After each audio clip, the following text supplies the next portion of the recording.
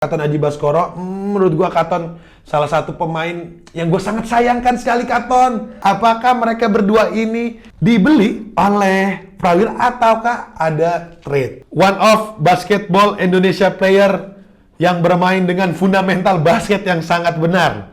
Ya, Dio Tirta. Jersey juara gua pampang di sini. Jadi lo semua jangan menganggap gue remeh ya.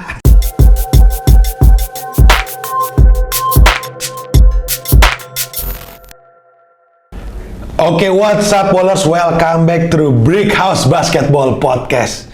Di episode kali ini bersama gue Edo aka The Tank dari Brick House Academy. Wah, pasti lo semua udah pada lihat kan di sosial media kita. Brick House akan ada launching lapangan baru di Bintaro yaitu Brick House 2.0. Lalu juga ada Brick House Academy yang akan hadir juga di Bintaro, dan juga yang terbaru dari Brick House adalah Brick House Gym. Di episode kali ini, gua akan nyambung dari episode minggu lalu. Yaitu episode minggu lalu kita udah mau ngebahas bersama Abbas Talk dan juga partner gua, Muhalif, yaitu tentang kedatangan tim baru yang sedang proses verifikasi di IBL.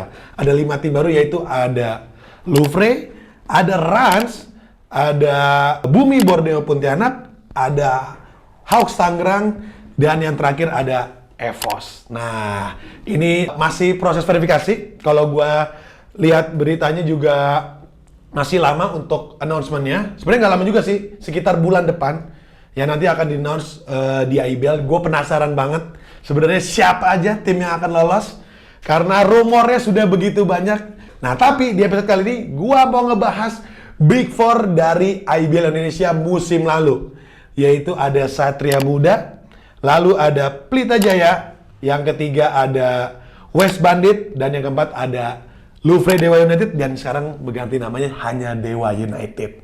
Nah, kita akan ngebahas dulu yang pertama dari Satria Muda.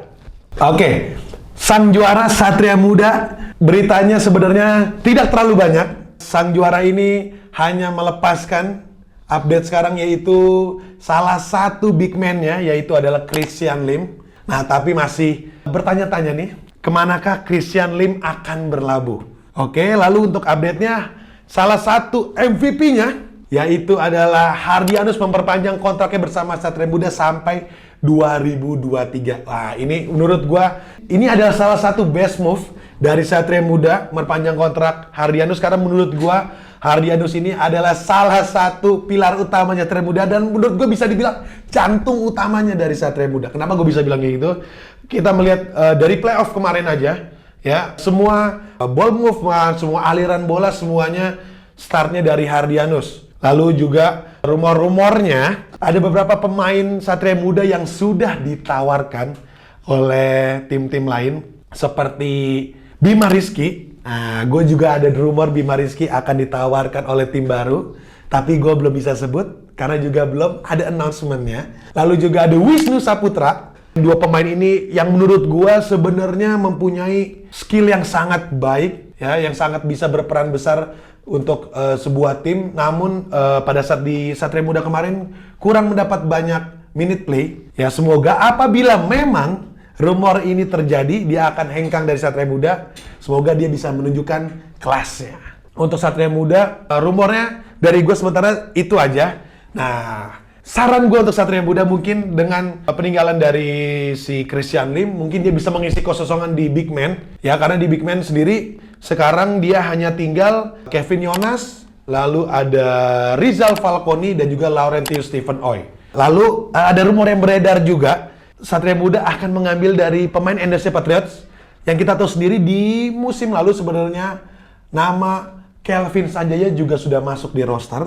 Nah, tapi belum main, kemungkinan di season ini akan bermain, kita tungguin aja. Dan yang kedua, yang paling gue penasaran adalah Ali Bagir. Wah, ini jagoan gue nih sebenarnya di Indonesia Patriots, kemungkinan akan bermain untuk Satria Muda di season depan, tapi kita belum tahu apakah masih menjadi pemain binaan atau akan sudah bermain. Jadi kita tungguin aja. Lalu untuk dari coaching staff juga masih sama kemungkinan, Ya kita masih belum tahu apakah akan ada perubahan. Menurut gue sih nggak perlu ya, dengan komposisi yang sekarang udah bagus banget. Pelatih dia dari Serbia, lalu juga coaching staff juga sangat lengkap. Jadi penasaran juga dari Satria Muda ini, dari sang juara, apakah akan ada gebrakan baru nantinya untuk season depan. Oke, sekarang yang kedua kita akan ngebahas mantan tim gue. Asik, mantan tim gue. Gue pernah juara gini-gini guys di situ. Jadi gue bisa bilang ini mantan tim gue. Dan ini jersey juara gue pampang di sini. Jadi lo semua jangan menganggap gue remeh ya. Asik. Oke, kita sekarang ngebahas Pelita Jaya. Pelita Jaya runner up tahun lalu. Setiap tahunnya tim ini adalah tim yang mempunyai gosip paling hot. Karena apa? Karena dia setiap tahun ini selalu ada gebrakan-gebrakan baru yang membuat para fans basket ini bertanya-tanya dan emes dengan Pelita Jaya. Yang pertama, dia melepaskan asisten coach dia, yaitu adalah Yudi Mardiansyah. Ya, Yudi Mardiansyah akhirnya berlabuh sebagai asisten coach di West Bandits. Lalu mereka juga melepas salah satu shooternya, yaitu adalah Gabriel Rizky. Nah, Gabriel Rizky masih juga belum tahu nih akan berlabuh kemana. Rumornya akan ke West Bandits, tapi masih belum ada announcement, jadi gue masih belum bisa bilang ini fix atau enggaknya. Oke, lalu rumor beredar juga Ali Christian Chandra akan dilepas juga oleh Pelita Jaya. Dan ini juga sekali lagi belum ada announcement-nya, jadi kita masih menunggu announcement dari Pelita Jaya juga dan juga dari IBL Indonesia. Itu sementara update dari Pelita Jaya untuk transfer pemainnya. Otomatis dia berarti kehilangan satu big man dan juga shooter. Pelita Jaya juga harus mengisi kekosongan dari head coach ya, yaitu Coach Oki yang diberhentikan oleh Pelita Jaya. Dan berarti Pelita Jaya mempunyai kekosongan dari head coach dan juga asisten coach. Nah, kalau menurut gua, dengan komposisi Pelita Jaya sekarang sebenarnya sudah sangat klop kalau menurut gua. Masing-masing posisinya sudah sangat lengkap. Yang pertama, untuk di point guard dia mempunyai Andakara Prastawa. Dan juga backupnya sekarang berarti Karis Agung. Terkadang Regi juga bisa ditarik sebagai point guard. Lalu di posisi 2 dia mempunyai ada Agassi Gontara dan juga Respati Ragil Pamungkas. Ya, salah satu pemain basket Indonesia yang mempunyai skor tertinggi dalam satu game. Lalu juga ada Katon Aji Baskoro. Menurut gua Katon salah satu pemain yang gue sangat sayangkan sekali, Katon. Karena gue tahu banget Katon, dari dulu gue lawan-lawanan dari dia dari SMA sampai mungkin ke level profesional. Gue tahu banget skill dia dan juga standar dia di mana. Tapi di season lalu gue melihat Katon kurang keluar nih mainnya. Semoga di season depan bisa keluar lagi yang Katon sebenarnya. Oke, lalu yang ketiga ada Govin, salah satu pemain timnas Indonesia sekarang. Ini juga lagi step up banget, Govinda. Gokil, salut untuk dia Govinda. Lalu juga untuk di posisi 4 dia mempunyai Tino. Nah, Tino kabar yang beredar juga ditawarkan oleh salah satu tim besar. Jadi gue masih menunggu juga nih announcement-nya dari Pelita Jaya dan juga IBL. Lalu ada Hardian Wicaksono, walaupun dengan size-nya yang pendek menurut gue di posisi 4, tapi dia mempunyai tingkat presentase 3 point yang sangat tinggi. Itu sih menurut gue salah satu kelebihan dari si Hardian Wicaksono. Lalu di posisi 5 dia punya Vincent. Yes, Vincent salah satu big man terbaik sekarang di Indonesia. Itu menurut gua salah satu roster-roster terbaik Pelita Jaya sekarang. Jadi kalau menurut gua sendiri, dengan mengisi kekosongan yang ada di Pelita Jaya sekarang, menurut gua mereka memerlukan backup dari Vincent kalau menurut gua.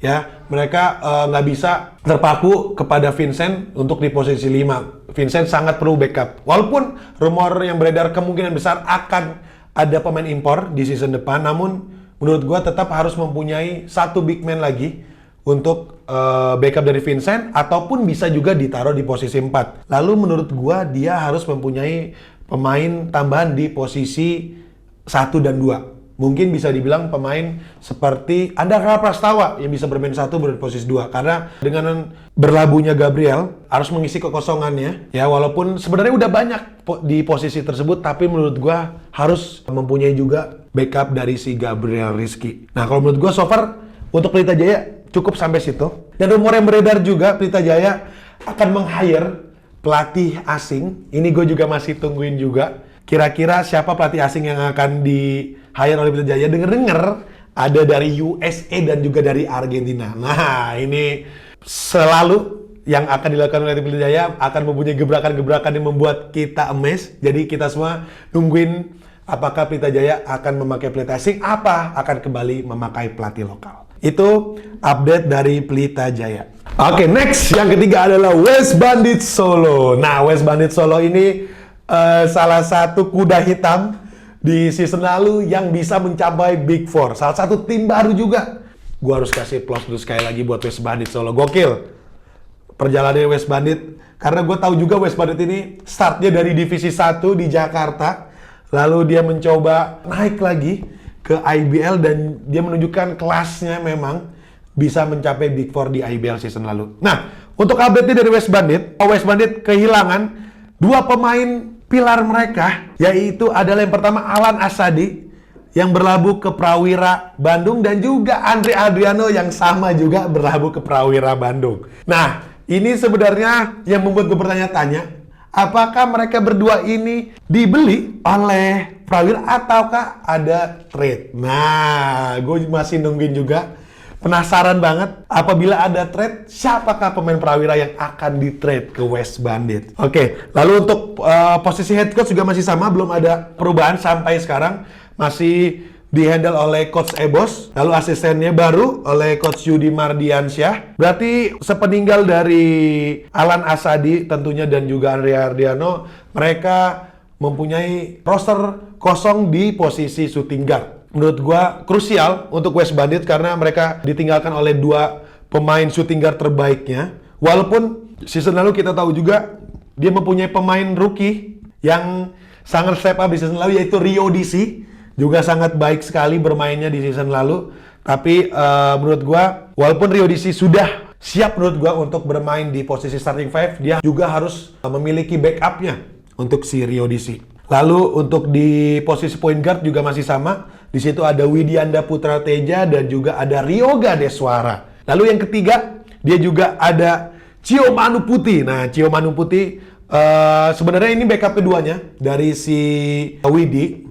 Tapi gua juga mengharapkan banyak dengan Cio Manu Putih bisa kontribusi lebih untuk season depan di West Bandit. Lalu gue juga ada salah satu pemain yang gua sangat suka dari West Bandit season lalu, yaitu Habib Tito Haji. Wes, gokil nih, pemain asal Jawa Tengah.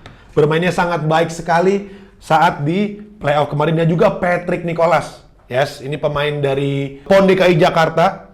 Dan juga pemain dari Universitas Pelita Harapan. Lalu di West Bandit pun juga ada beberapa pemain senior yang masih stay kemungkinan untuk season depan. Ada Fadlan Minala, ada Pringgo Regowo, ada Mejoni dan juga ada Mario Ferdiansyah. Nah, ini 4 pemain senior yang gua tunggu juga di season depan. Apakah bisa kontribusi lebih lagi untuk West Bandit? Nah, untuk rumornya yang beredar, kemungkinan West Bandit akan mengambil 2 pemain baru.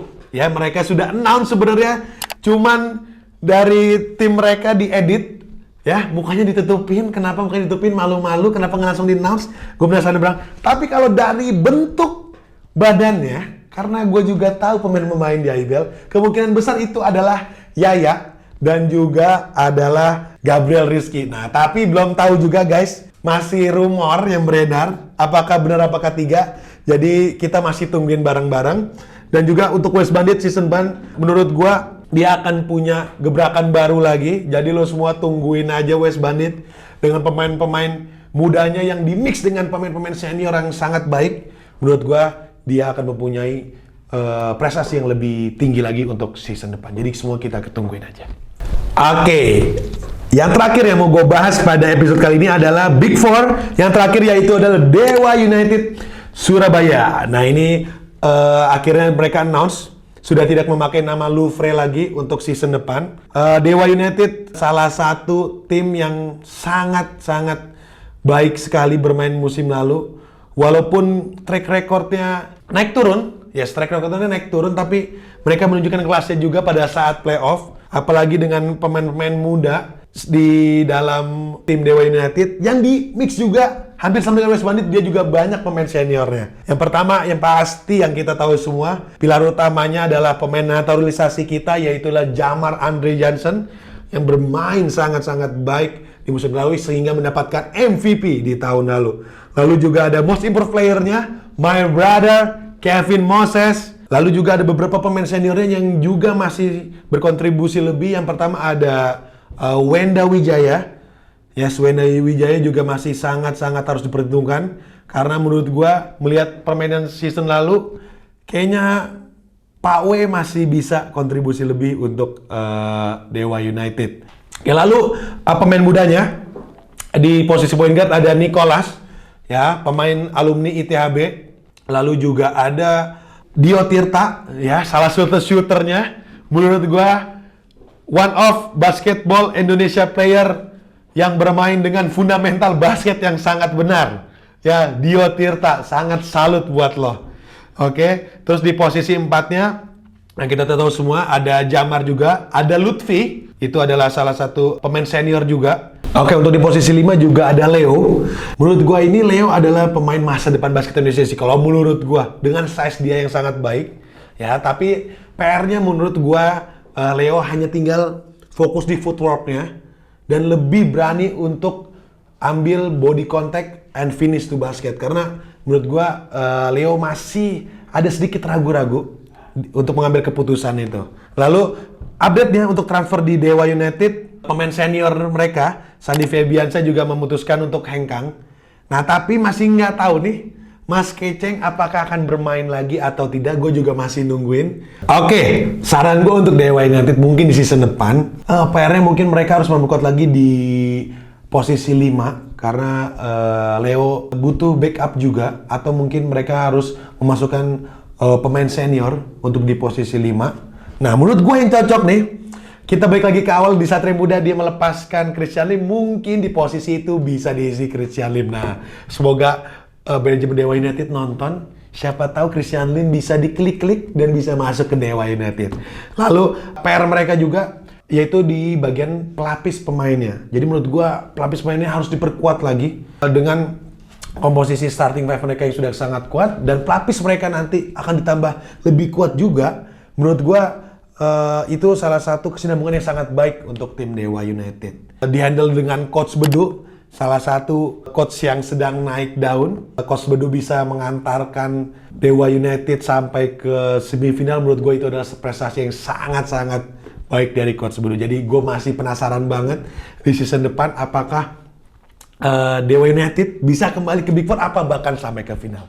Jadi kita semua tungguin aja. Oke, sekarang gue mau ngebahas selain dari Big Four tadi, update transfer dari pemain-pemain basket Indonesia. Nah, yang pertama yang mau gue bahas adalah Brandon Jawato. Gue mau kasih selamat buat Bli Brandon yang baru dikontrak oleh Utsunomiya Breaks, yaitu adalah salah satu tim di Divisi 1 Jepang. Ya, akhirnya Brandon kembali bermain di liga. Gue juga makin penasaran juga Brandon kiprahnya. Semoga bisa mengharumkan perwakilan dari pemain Indonesia, pemain basket Indonesia tentunya, dan bisa kontribusi lebih untuk Utsunomiya. Lalu gosipnya juga, rumor yang beredar adalah Michael Prosper juga kemungkinan akan bermain di Liga Jepang.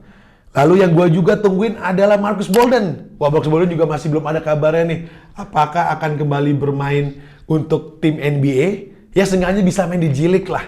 Ya, gue masih nungguin juga untuk Marcus Bolden. Oke, mungkin itu update dari gue untuk transfer pemain basket kita di Indonesia.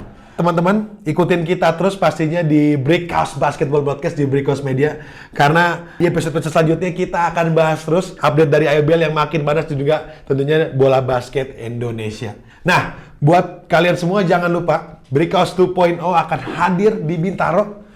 Dan juga Brickhouse akan di Bintaro, dan juga Brickhouse di Bintaro.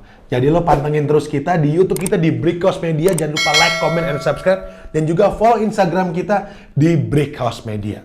Oke, para fans basket, para fans Brickhouse Basketball Podcast, see you next episode.